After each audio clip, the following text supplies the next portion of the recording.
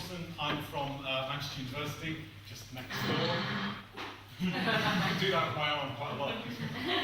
And welcome to this panel on theatre and conflict. We're going to be...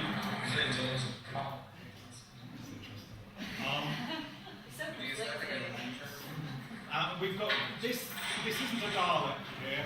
This is we have our colleagues from. This is Ali and Hamid from Iran, from Margin Theatre, who might appear on the TV, but they will probably be able to hear a lot of what we talk about. I have Tina Ellen Lee, who's the artistic director of Opera Circus. I have Ruth Daniel, who's one of the co-directors of In Place of War, amongst many other projects.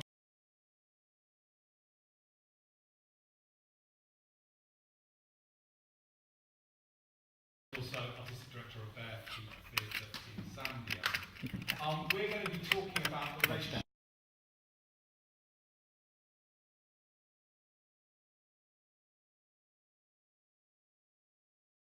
My own work, and then giving an opportunity for my friends and colleagues on the panel to talk about their work.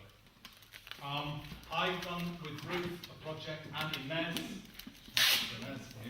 a project called In Place of War. And it's a project that researches, documents and supports and develops theatre and arts programmes in sites of contemporary armed conflict. It's been going for 10 years. We have a website, plug the link called inplaceofwar.net, and we link, support and enable artists to learn how to continue to make the work they do in contemporary war zones. I thought some of you here will know that the Contacting the World Festival was founded by someone called Cully and also someone called Noel Gray. I don't know if people here remember Noel. Noel was someone that was a sort of mentor for me many moons ago when I used to work at Contact and work in young people's theatre. I remember Noel did a project on HIV and AIDS education for the schools in Greater Manchester once. And he had this amazing expression about how to help people create theatre. And his expression was from limitation to stimulation. And it was his basically theory of doing youth theatre work. If you put a bunch of people in a room and say, go make a play and come back in a couple of days, the play tends to be terrible. You know, it tends to be fairly baggy and uninteresting. But if you provide limits, if you limit people, there's a huge stimulus, and those limits create better theatre work, better artwork. So he had this, it was his mantra, whenever you're working with Noel, he used to go from limitation to stimulation. So you work with a group of people, give them limits, say it's got to be in a box, it's got to have these 4 words, it's got to have this. The more limits you place on somebody, the more amazing the sort of theatre work that people come out with. Now for my work in war zones, Noel's work constantly chimes because I always think in these incredible places where people are limited, they're limited by the fact that they are under siege, they have to go home at a certain time, there's restrictions on what they can and can't say, there's restrictions on materials, there's restrictions on movement. These restrictions, these limitations, this is great. These restrictions stimulate people in extraordinary ways. Hey!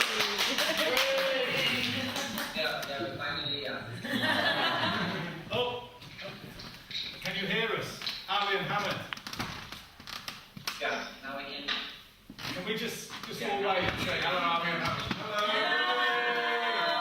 Hi everyone. Hi.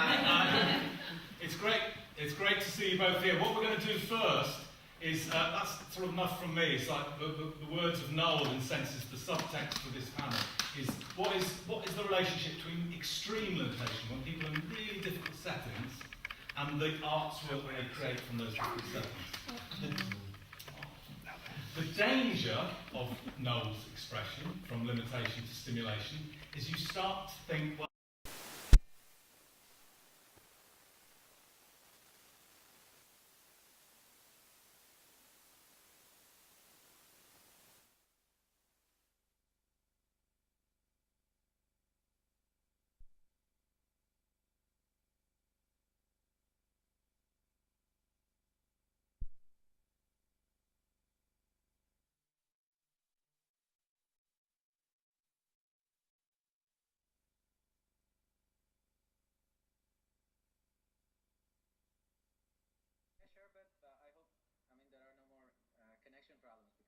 there are many. Well, since we've got you, I was wondering if you can just give us a 1-minute summary of the work that you do in Tehran to introduce the audience here to the work you do and some of the... کاری که تهران میکنید و 1 دقیقه خلاصه توضیح بدید واسه کسایی که اینجا هستن.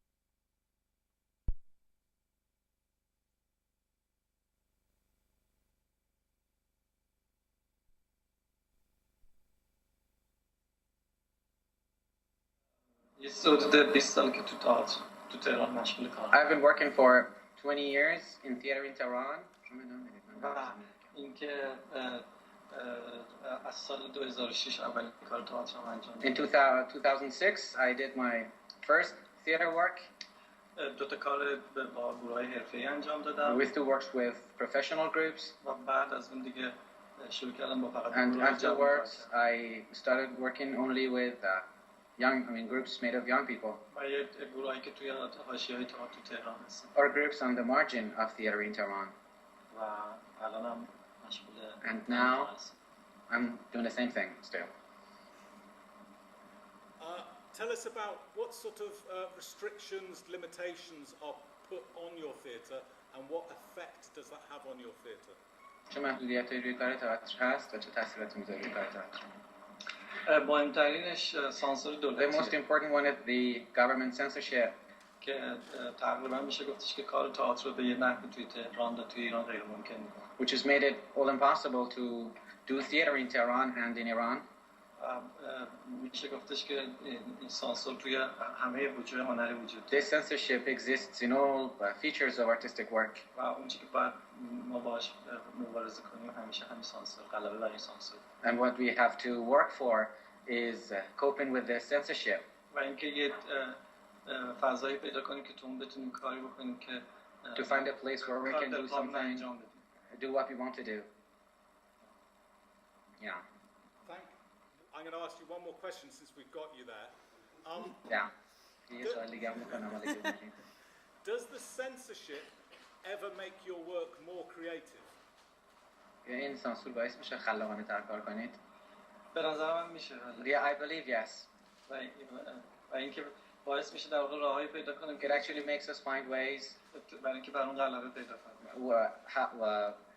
we can overcome تخیل this ما problem. رو خیلی تحریک میکنه. And it really motivates our imagination. و یه بارم 4 سال پیش اینجا گفتم که تو سانسور یه چیز سکسی وجود داره. And 4 years ago I said this here that there is something sexy in censorship. چشما رو تحریک میکنه Because it motivates you که بتونید بر اون غلبه پیدا کنید به هر طریقی. so that you can overcome it in a way or another.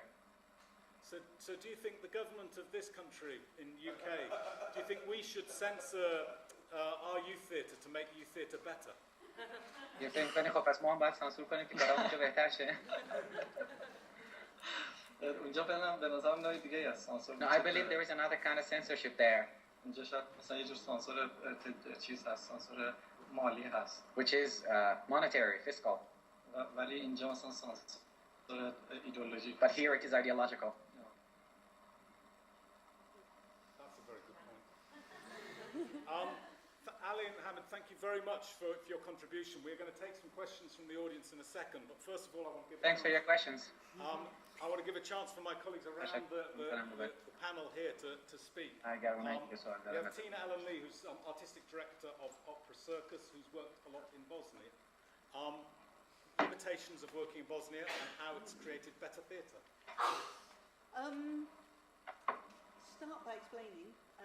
I went to Bosnia first in 2004, working with a composer called Nigel Osborne, who had been part of a group of people from the UK who had worked in Bosnia during the Bosnian War in Sarajevo, and he wanted to write an opera based on the music of Sevda. And we did this over 2 years, and then we toured in Bosnia from 2007 onwards and started to get involved a little bit in workshops with children. And then I was invited to Srebrenica, where we couldn't go in 2007 because there was a lot of trouble there. So I went in 2008. And I was invited by a group of young people, mostly Serb, but with 2 Bosniak Muslims, who wanted to start a children's music theatre. They themselves had been recipients of workshops, mostly to do with music, but also with drama, and understood implicitly but for them, culture and the arts, in particular theatre and music, was a way forward in a town which was then a museum and still is. It's a dying town. And so I went along and they said, well, can you help us in certain ways? And I've sort of, you know, my background is theatre, I'm also an opera singer. And it was just ways of helping these young people to explore their own ideas of theatre and create their own theatre productions. I've actually never taken a theatre piece there and tried to create a theatre piece for them. My role is very much as a support system, and it's built to helping them with the theatre festival every year, doing schools, exchanges, doing youth exchanges, taking artists there, and running sort of 4-day projects where I bring a lot of artists doing parkour, doing forum theatre, doing all sorts of things to help them build their own talents and skills. And they started their first youth theatre company about 3 years ago, which they called Fetus or Fetus, and have done 2 quite powerful physical theatre productions. They obviously need to work. And one of them has become the first young man from Srebrenica to go to the University of Arts in Belgrade to study to be a theatre director. We're incredibly proud of. احتمالا مشکل چیزه وقتی میره حرکت هم میکنه وقتی میره عقب مثلا نمیشنم این وقتی نمیشنم احتمالا دوربین بالا سرشون میشه میکروفون بالا سرشون conflict resolution problems in certain of the poor rural communities, and certainly with a community that I work with, which is an estate in Bridport, which is where I live, just outside Bridport. And we brought young people together from both sides, Srebrenica to Bridport, Bridport to Srebrenica, and they themselves have created theatre together. So it's a sort of, it's slow. Bosnia is unbelievably dysfunctional. Srebrenica is a place where the politicians want to keep it as an aid community, and the town is dying as a result of it. I was saying to James, I went to the memorial Lancaster House in London, which was the Remembering Srebrenica memorial with the politicians and everybody turns up and quite rightly remembers the hideous genocide of 8,500 men and boys. But there was no talk of the future, there was no talk of how those young people were actually going to make a future for themselves, and the way they see it is through theatre and through music. So I'm there to support them and do with them what I can. That's fantastic. We're going to have an opportunity to have some more questions, Tina, about her work. But I want to go down this panel, and I'm going to go this way first, then back to Ruth, if that's all right. Because we're going man, girl, boy. We're doing it. We're trying to get. It's boy, girl, boy. Yeah, we're boy, boy, girl is the routine here. Adam, I saw you on stage last night. I'm very impressed by a theatre director who's also had to foster children. So I thought that was a fantastic story that you might tell us about. But tell us about the sort of creative work that you do in Zambia, but particularly how the difficulties of the setting actually transform the type of work you're able to do. So I work for a theatre company, an organisation in Zambia called Barefeet Theatre, which آره ولی این هم میزنه and it's an organisation that works well مثل اینکه فقط وقتی این کچله حرف میزنه صداش خوبه احتمالا دوربین ما اینجوری چیه میکروفون ما به بالا سر اینه یا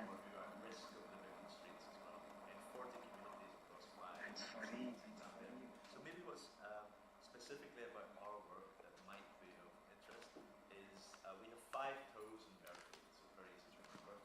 One of our toes is our workshop interventions, and that's where we will create, for want of a better word, modules that we will then deliver through our partner centres in the community.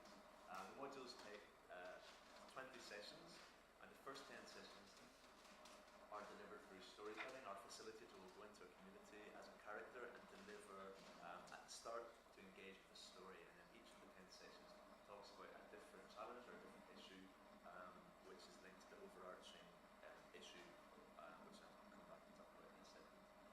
The second part of the process is the second 10 sessions where the young people and children will take one topic or issue they've been really inspired by throughout the first 10 sessions, and we will then lead them or support them to create their own pieces of performance, which are then performed in 3 locations in their own communities. So if it's it might be something about child labour or whatever the conflict is the young people have presented to us, which we've explored in the first 10 sessions, and they will take one topic they're inspired by and they think and their communities, and they want to start a dialogue with, and they will perform in 3 public locations at the end of the 10 sessions. And that could be a marketplace, it could be outside a school, it could be in a clinic, it could be outside the MP's office, wherever the particular topic is around it, where they think it's going to be most effective. And that's really interesting. We call these step outs. So when we go to do a step out in the community, we can, the minimum amount of people we will have is 200 people, and it can be up to, it can really be up to 1,000, which can be really challenging. We're pretty well prepared with our team to handle these step outs, and it's a real opportunity to use a lot of form teaching techniques. So once the young people perform, then it's really engaging the community in whatever the topic is and trying to resolve the challenges. So that's the most kind of common area that we would use to work with our young people are facing in their lives and their communities. Thank you very much, Adam. We'll ask some more questions in a second. We're now going to go on to Ruth Daniel from In Place of War and many other organisations. I've been working with Ruth for 10 years. When I first met Ruth, I was going to work in places like the war zones of Sri Lanka and the Democratic Republic of Congo, and Ruth stayed mostly back here in Manchester. Now I stay back here in Manchester, and Ruth is going all over the world. I don't follow Ruth on Facebook because I don't do that sort of thing, but if any of you were watching the demonstrations leading up to the Football World Cup in Brazil, Ruth was there being tear gassed. So she's been in some interesting places recently. But Ruth, tell us about perhaps your contemporary work with In Place of War, and particularly the work that you've done maybe in Brazil. Yep, so I've worked with In Place of War for 10 years. I guess where James's kind of speciality is theatre, mine is probably more on the side of music. Along with In Place of War, I started an organisation Convention was about responding to the changes in the music industry around the world with the impact of digital technology and how the traditional music industry were kind of saying it's a really bad thing for music. But what we found was that digital was empowering communities around the world and enabling people to do more things for themselves as artists. So we started a really important convention which started just up the road in Salford, where we basically brought people together at the grassroots of the music industry and infrastructure to share ideas, to collaborate, to work together. We started in Salford and over 6 years we produced 60 editions of the convention in 25 different countries. So we took it right around the world. And we took it to everywhere we took it to, we take it to the communities, to the places with less resources, to more marginalised places in the world. So we did a lot of work in Africa, in favelas in Brazil, in Colombia, and so on. My latest work is really around creating more long-term projects around music and creativity more generally. We're building cultural spaces in Brazil, Zimbabwe and Congo through collecting unused music equipment from famous musicians across the world and using the collection of equipment to empower local communities to set up their own spaces. And because we're doing it in a very unconventional way, we're able to take risks and work in places where NGOs and aid agencies don't work, which is really exciting. Along with James and Ines, we're creating creative entrepreneurial programs that we're going to be delivering in some of the most marginalised and under-resourced communities in the world as well. But in terms of this idea around limitation, I work a lot with hip-hop, and I think hip-hop is a fantastic tool to enable young people to tell stories and to transform their lives. And I've seen that across the world, but mostly in a place called Medellin in Colombia, where hip-hop, you're either basically in a drug cartel or you make hip-hop. So you have that's the choices of your person. If you make hip-hop, it transforms your life. And so for me, the power of hip-hop as a tool and something that you don't need anything to make it with, you just have your voice and you can just kind of MC rap, whatever. That's just hugely powerful. So yeah. So that's them, and them. But now I think we've talked for enough, and I've just started to write questions for everybody on the panel, but I think it's an opportunity for the faces I can see here to ask any questions. Does anyone in the audience have a question, either to everybody or to one particular person? And if you don't ask a question, it will be me. Gentleman at the back. Hello. Hiya.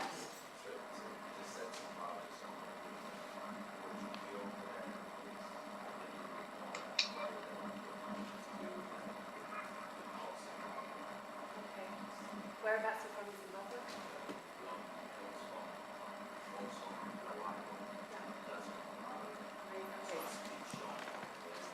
Both, okay. So I went out to Zimbabwe a lot last year, primarily to Harare, and then in January I went to Bulawayo and I went to a township called Makakoba. You know Makakoba? It's an old township in Tehran. And it's this incredibly beautiful place, really vibrant, but it's one of the most under-resourced places I've ever been to. So it's really challenging. And there are no NGOs or aid agencies there at all. And so we decided that we would collect music and studio and film equipment and basically create a cultural space in Makakoba with the local community there. So this happened literally in January. So sort of 6-7 months later, we've collected, I think we're on track now for collecting nearly £100,000 worth of equipment, which we're going to share with different spaces. So we're creating a space in Makakoba. In September, we're taking out about 30 people. Quite a few of those people are high-profile UK musicians like Rodney King and hip-hop artists. We're taking them to Makakoba, they're creating an album with local people and we're creating a big festival in the township with some of the biggest stars from the region as well. But we also work, we're working with Oskido, do you know Oskido? Okay.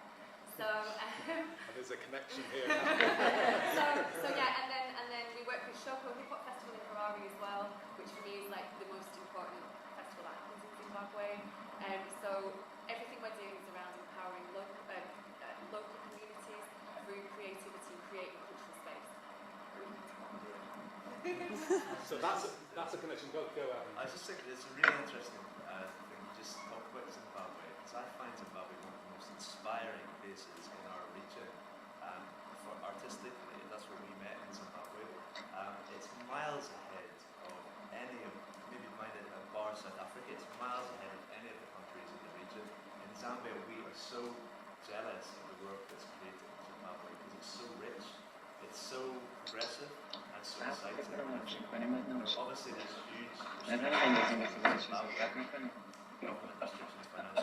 so many restrictions, but the work that comes out of Zimbabwe, we always have Zimbabwean artists coming to our festival in Zambia because they're just so strong and so progressive.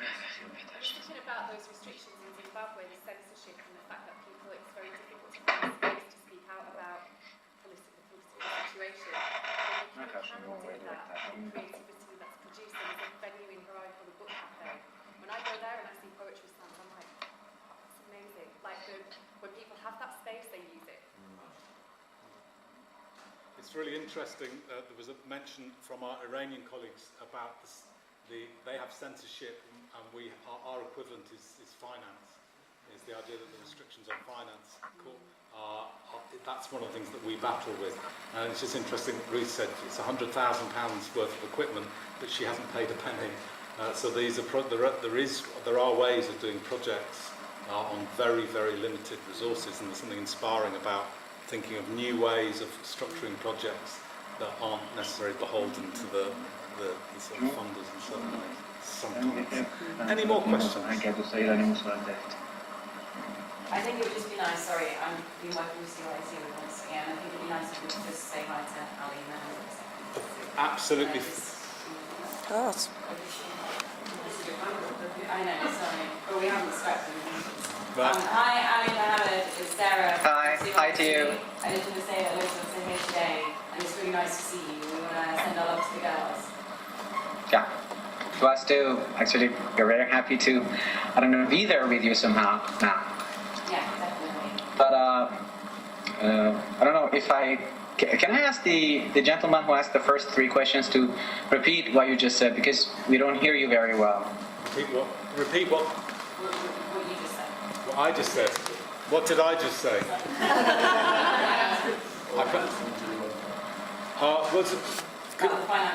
Oh yes, I was just, my comment was picking up on what you said earlier about how you might have ideological restrictions, but we have financial.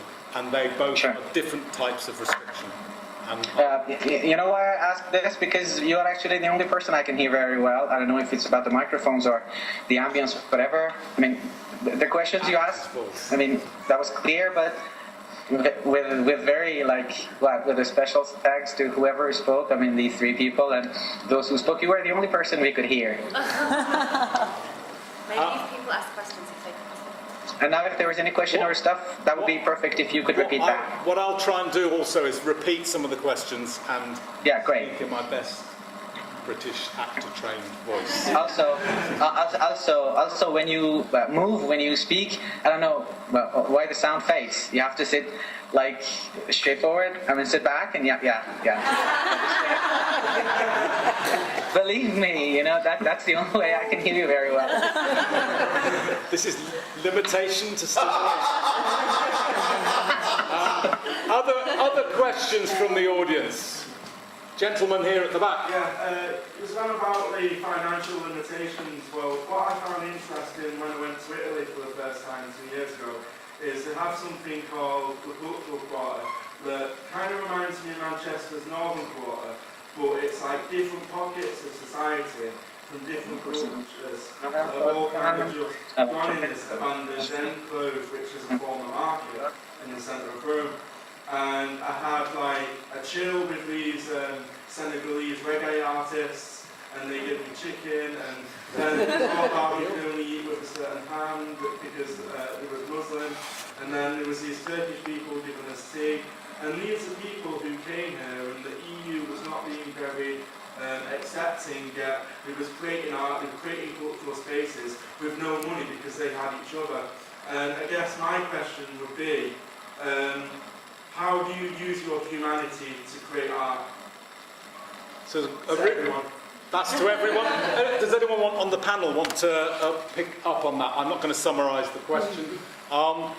Let's go back to the cultural spaces. The point you were making about official cultural spaces. We have the Northern Quarter in Manchester, but also you were describing something that was also an occupy. It was an unofficial cultural space. I wonder whether there's something to be said about whether we're doing stuff that's official or unofficial and the different benefits of both.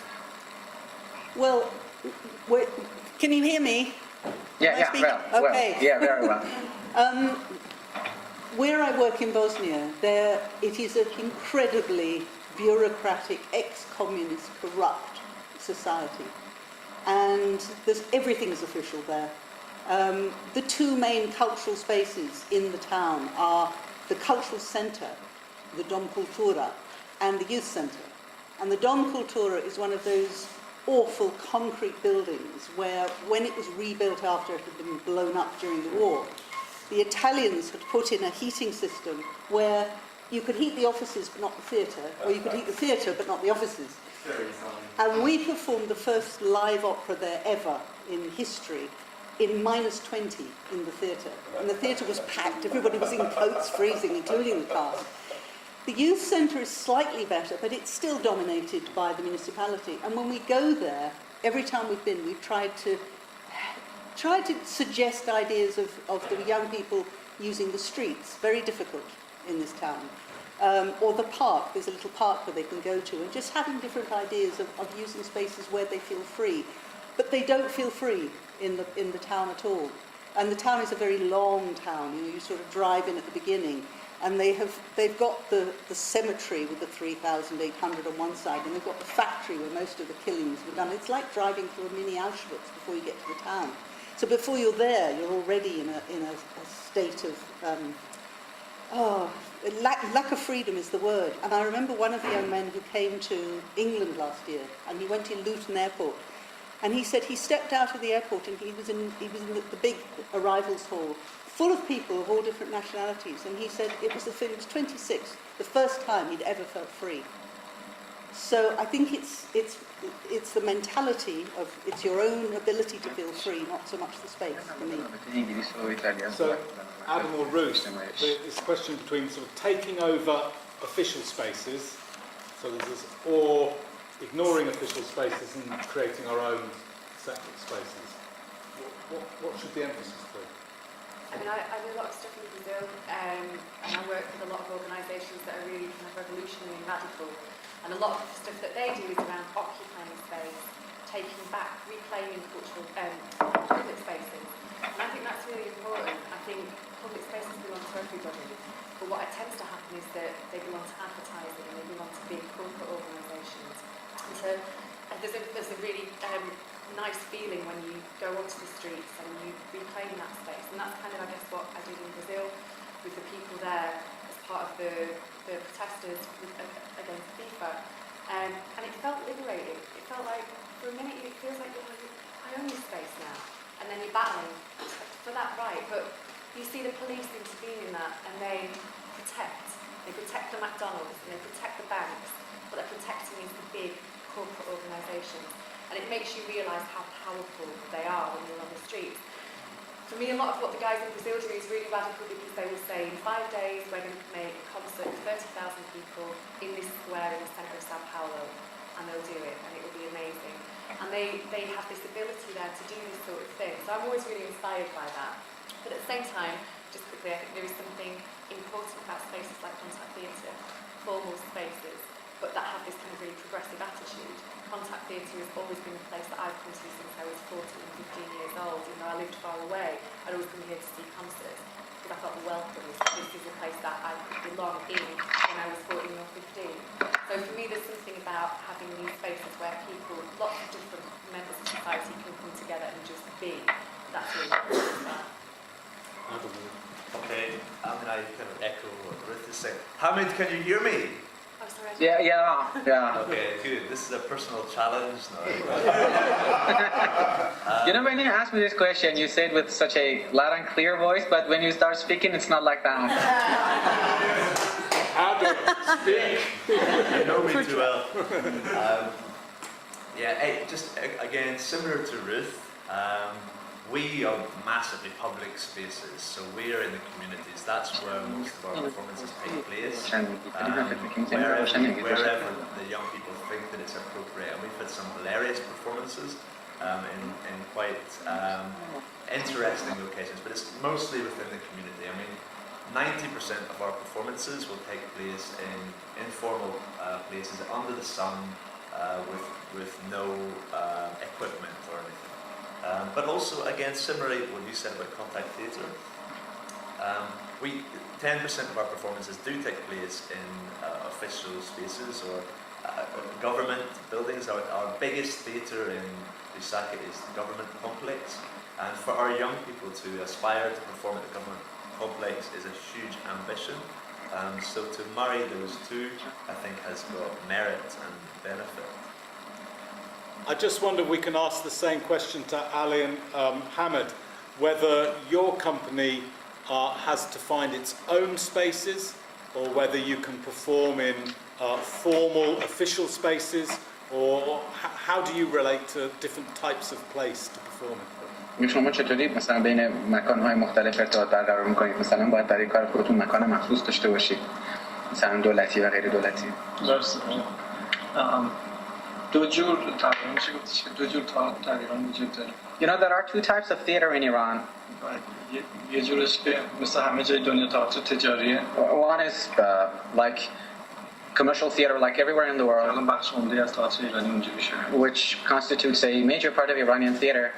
و یه بخشی که تو تئاتر کلاً تو تئاتر حاشیه هستن. And another part, which could be called marginal theater, توی مثلا دانشگاه‌ها, which is in universities, توی بعضی خونه‌ها, in some houses, و مثلا فرض کنید توی مکان‌هایی که کمتر تحت نظر دولت تئاتر اجرا میشن. or in places which are not that much scrutinized by the government. بنابراین وقتی تو تئاتر دولتی کار می‌کنی، So when you work in government theater, همیشه باید مثلا بر اساس you always have to work according to what the government likes. You have to adapt yourself. اگر بخوای که از این فرار بکنی حتما And if you want to escape from that, به این حاشیه‌ها پناه ببری. you have to flee to these margins. Yeah.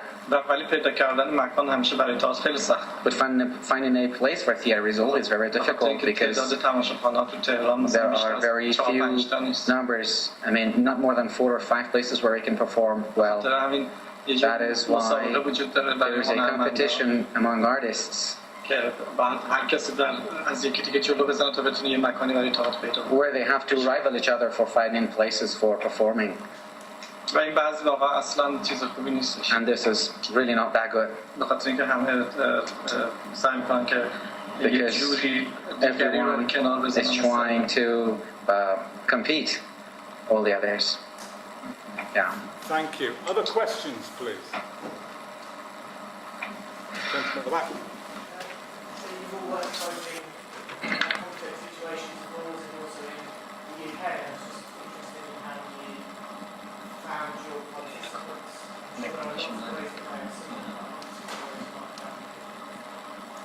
That from the UK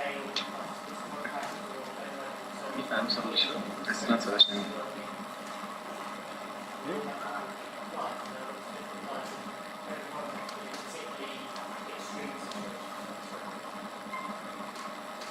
Who would like to answer that first? Very briefly, actually, so our participants are made up of mostly, as I said, a very specific group of people, so that there's a natural catchment area geographically where there's high drift numbers of children going to the streets. We target communities where we know are vulnerable, and then we look for partners within those communities, and that could be an orphanage, a community school, or a community centre, or somewhere where we can partner with within the communities. So that's how we find the young people we work with. When I first went to Srebrenica, there were 5 specific young people who wanted to talk about this building, this children's music theatre. Now we work with probably about 50 or 60. And it's been a 6 or 7 year process of slowly more and more young people getting involved. I go back sometimes half a dozen times a year and create different projects with them, both there and in England. And they choose themselves in a way. It's taken a long time to get trust. I'm not just another middle-class white woman turning up wanting to do good. And in England, when I brought the young people from Srebrenica over, it's tended to be young people who've been involved in our local youth theatre groups, or some young people I'm working with on an estate. And it's amazing how similar their lives are. We've taken away the genocide, there are many similarities, and it's been really good for both of them to understand that they both don't live in a black hole. It's the same all over the world for young people. Yeah, it is. It is. Yeah, but they talk together and they say, well, I mean, in Srebrenica, youth unemployment is 68%. In Bridport, it's 27%. But they talk about the unemployment. They talk about the fact they can't afford to buy a house. They talk about they get bored. There's nothing to do in the evenings.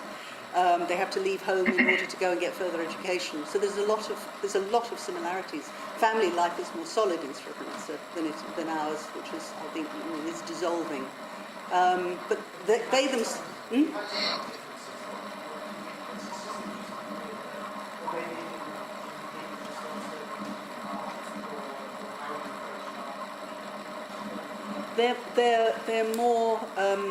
They're more passionate about what they want in their lives.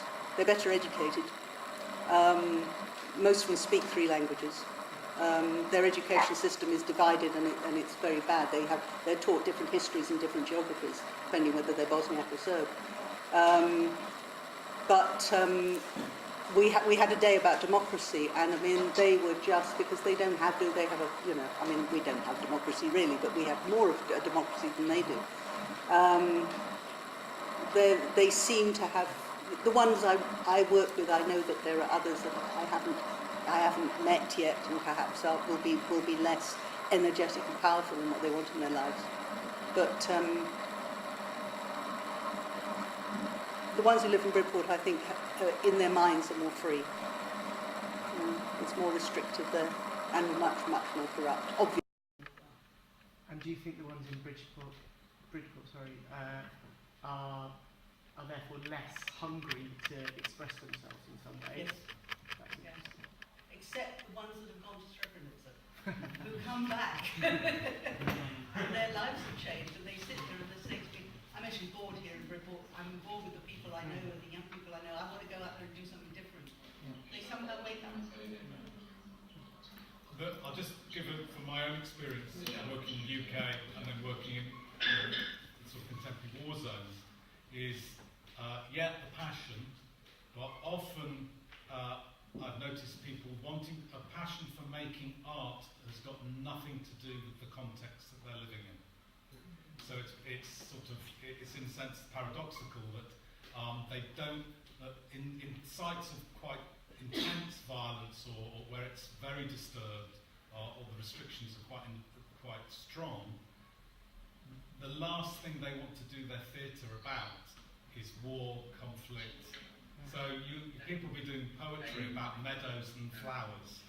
And when you come to youth theatre that I've done in the UK, the people are doing it about the issues facing, they're not. So there's a paradoxical thing that the greater the restriction, the more immediate the danger, sometimes the desire to use art to have nothing to do with the danger that they're, it's almost to be out beyond the situation they're in. And the desire, and I think this is resonant in a lot of work with young people in the UK as well, to be defined other than by your oppression, I think is quite an important thing. Absolutely, yeah. Sorry, can I just add to the recruitment of participants thing? So yes, when I said find, I meant how are they different rather than how do you recruit them? So it's my rubbish question, sorry. Sorry. Oh, okay, in that case. I mean, that's interesting too. No, okay, that's fine. I've seen another hand over here. Yeah, going back to what you were saying about people choosing not to do things about conflict when they're in a conflict area, how much of it is due to personal choice and how much is due to censorship? That is a great question. I've seen situations where people could do work about the conflict, but they'd much rather sing songs and host a party. And now you can't get funding issues. You try persuading an NGO to say we're going to do stuff about meadows, flowers, parties, and singing songs, and they say, can you not do it about violence?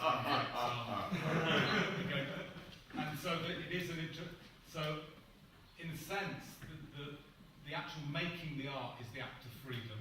Is the act of saying, I am going to be beyond this place. I'm not going to be defined by this place, rather than the theatre work is about this place. And that was, certainly in terms of my history of making theatre, you mentioned forum theatre, which is about the issue, the place. And so often people going, that's outside there. Inside here, can we not do something that's not outside there? More questions? Gentleman at the back, and then... Really quickly, could you talk about the start when you were saying how moved it was the government municipal building? And I was just thinking about England in terms of, I understand like in places where there is a lot more censorship and there's a lot more repression, how hard it is to try and mediate like a space outside of the hands of bureaucracy and authority. What do you think in terms of the responsibility of artists and practitioners in the UK to not work with institutions which are being supported?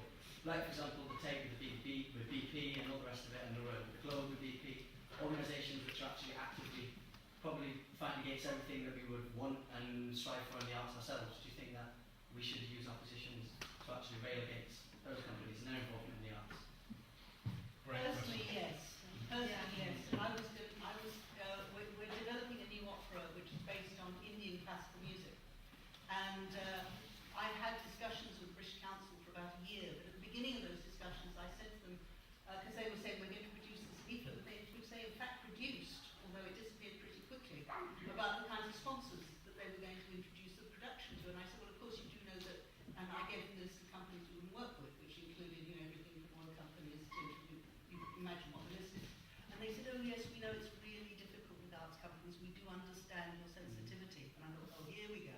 And actually, suddenly about 9 months after having these very serious discussions at a high level, I mean, the librettist is Aria Dorfman, so I mean, working with major international artists, and suddenly I got a phone call saying, terribly sorry, there's a new director of British Council globally, and he's written, completely changed what we have to be doing, I'm terribly sorry, we can't fund your project.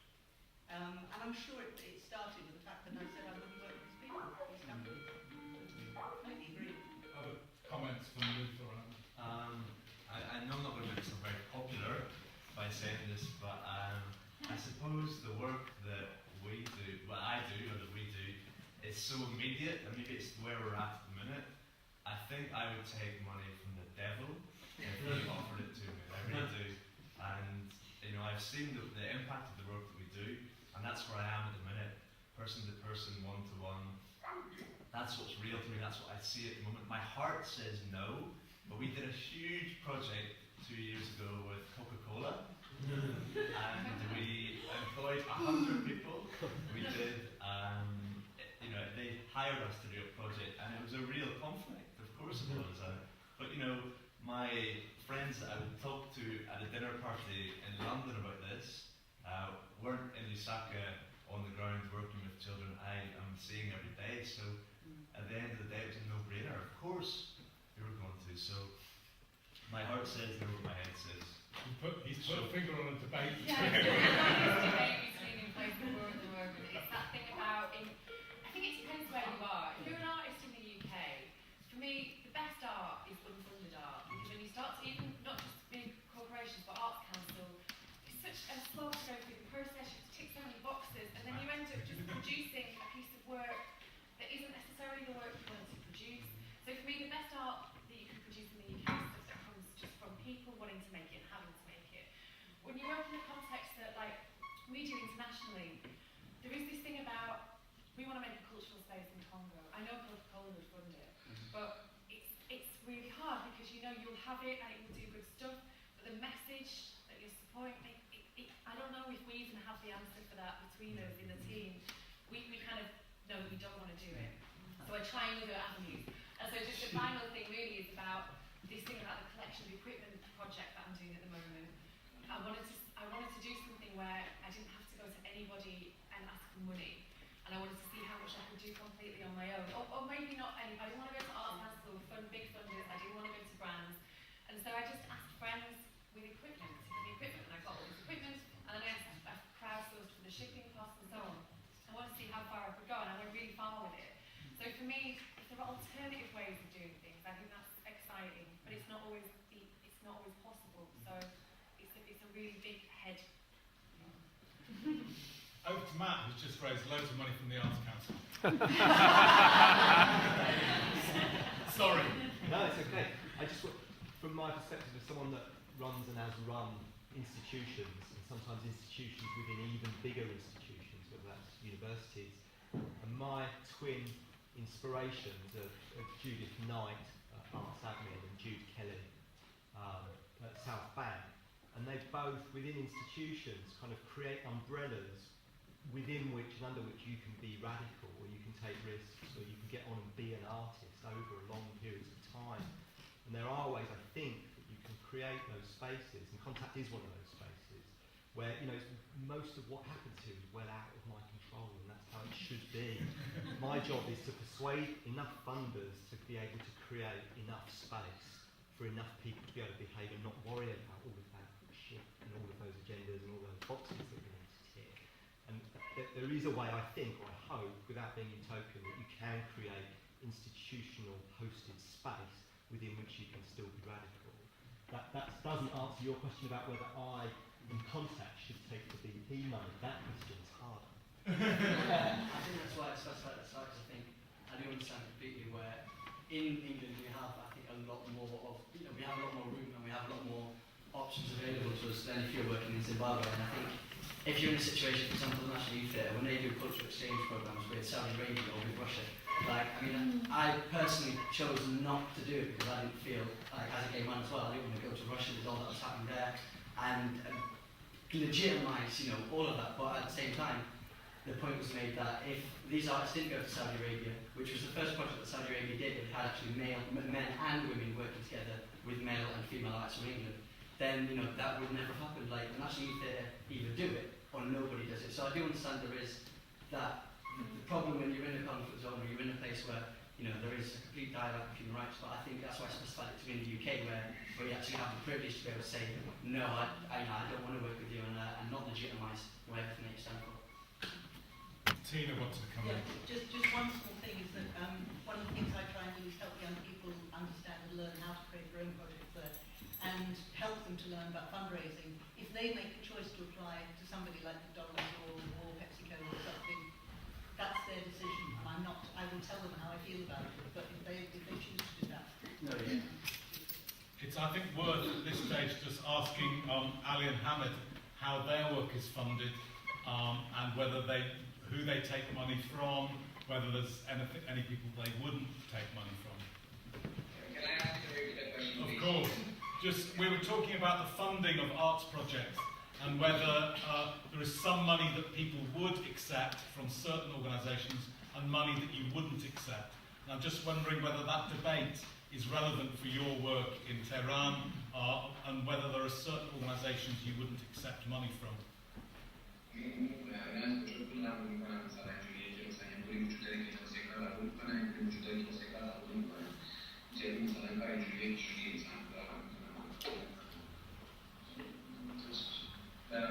you, I don't know, reformulate the question in a way that you mean if the government is paying? Yeah, simple, who pays for your work? If anyone. So now the major part of theatre work in Tehran, they have to sell tickets, and that's all the money that you get. Like 10 years ago it was not like that. But the government used to pay some part of it.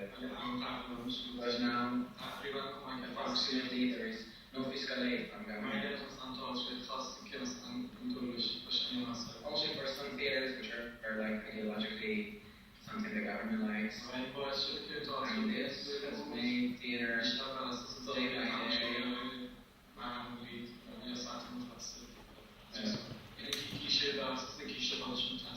Leadership has made theater to just rely on the sales, and that they can make money. There is no fiscal aid by government.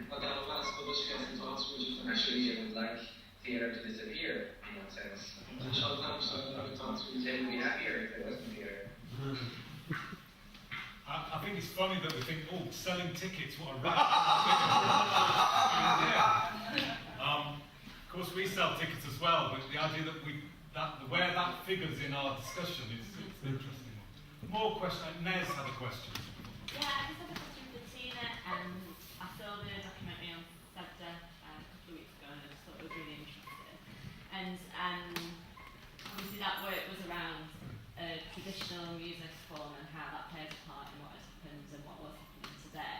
And I think in places where we work a lot with communities that are perhaps have taken elements of a music form that's more traditional and mixed it with hip-hop or other kind of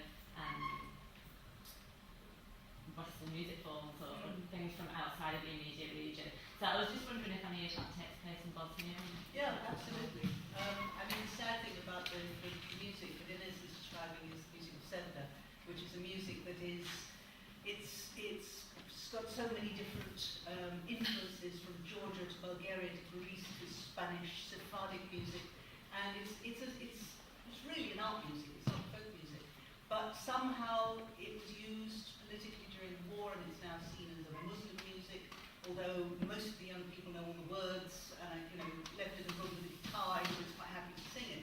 But the young people there, and they're very talented musicians. I mean, it seems to be in the DNA. They love rock. The harder the rock, the happier they are.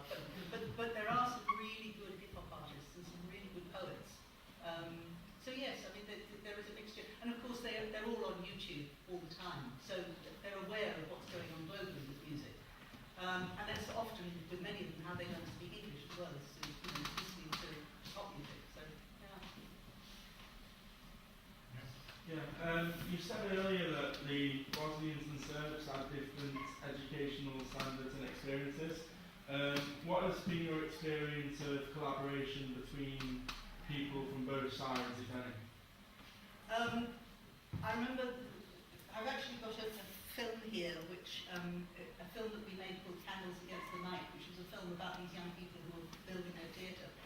And the young man, Philip, said on the film, he said 5 years that they had had their children's music theatre, they had absolutely no conflicts at all between any of the young people once they were in the space. But of course, there are conflicts that go on. I don't do reconciliation. I don't get involved in that. I feel that everybody knows. I mean, somebody said to me there, we don't need to be reconciled, we just need work. And if you give the young people an environment which they are going to create something together, there seems to be no problems. But they are divided by, you know, their history, their politics, the lack of work, the poverty, which is extreme in many places. I think every year, like this particular moment, tomorrow is the day when hundreds of thousands of Muslims from all over the world go back to Srebrenica, and there's a huge event that goes on there. And the Serbian young people tend to stay at home because the atmosphere in the town is terrible. Question? Yes, I would like to ask you all, but first of all, LA, hi, this is Uta. I would like to ask you your next step you want to do. The next step in the field of art, the next step in the field of, you know, how to support your group to go in another dimension of theatre work. What are your plans for the future? Did you get that, Ali and Hamid? Well, I think the question was about the next step we are going to take, yeah. And how we are going to make our art move and stuff. Yes. I know she tries a lot because I'm like speaking out, but I'm not sure if I got the question well. That's correct. Like, what is the next step and stuff? Like what we are going to do in theater during summer travel? Was it like that? Yes. Yes. İnsanlar da benim kültürleri çocukluğu sağlanan ve işi çocuk var, işi çocuk var, böyle bayağı müşküler Well, we have somehow adapted ourselves to the situation as we have here. And the only thing we have learned, or that I have learned, is that I have to fight until the situation changes. And I'm very happy to be here. Because here there is this very vast domain to fight for, and this motivates me. I might like to, but I don't know, I've been raised to leave this country and work in a place where there is more possibility, there are more facilities. But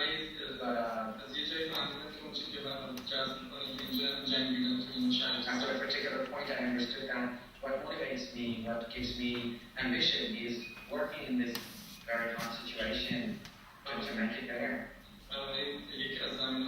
This is why one of the most important things I thought I would work very well in and fight for was theatre for young people.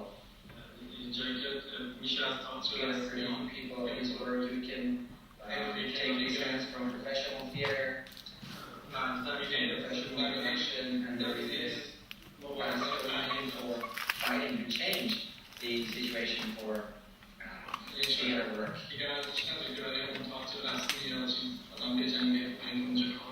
Official theatre is not even worth trying for and fighting for.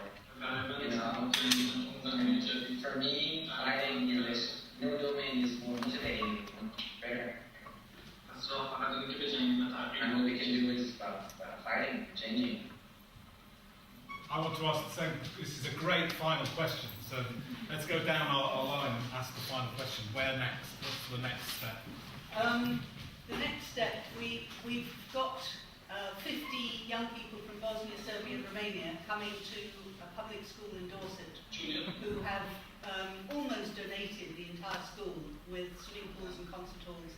And we're going to be working with 20 artists and these young people to sign on a 5-year programme of international youth theatre festivals, which will start next year. The first one being in Srebrenica, which is the 20th anniversary of the genocide.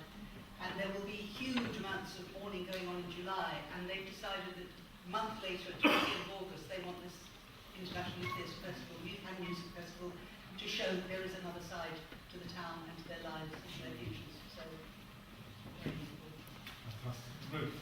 Okay, so there's lots of things that we're working on at the moment. I guess the biggest challenging projects that we're working on is creating these cultural spaces, one in Rio, in the biggest favela in Rio, Roshina, one in Makokova in Zimbabwe, and one in Congo. And so we're working and navigating how that's going to happen at the moment, and it's really, really challenging, and each place different contexts, different challenges. And also the thing that I'm most excited about is within Place of War, we're creating a really alternative, internationally influenced creative entrepreneurial programme that's going to be in collaboration with the University of Manchester, and it's going to be something that's a free tool that people can use all around the world. We're going to be delivering this in lots and lots of different places. So we're in the process of making that at the moment, and I can't tell you how excited I am about that. So yeah. She did just tell you how excited. Fantastic. And Adam? I think James alluded to my performance last night. So for me, it's more mermaid gig. In Lusaka, we've got lots of limitations, cultural limitations with hierarchy, gender, witchcraft, different things. But the main thing that really comes from a lot of our work is combating stigma.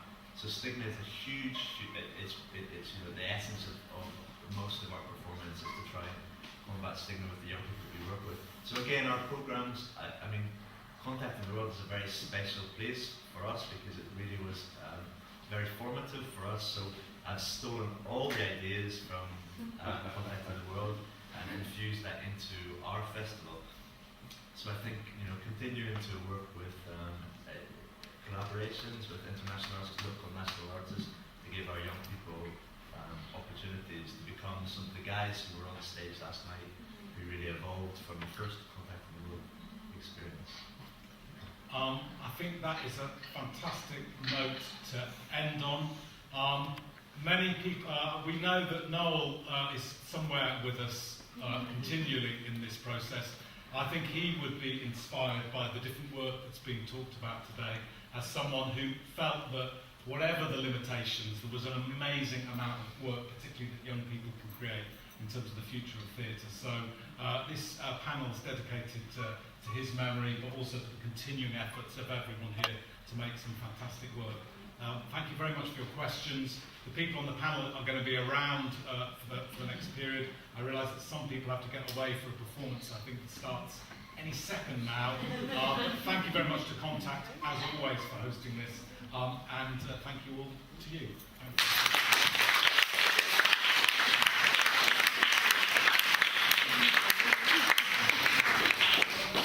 Thank you. Thank you.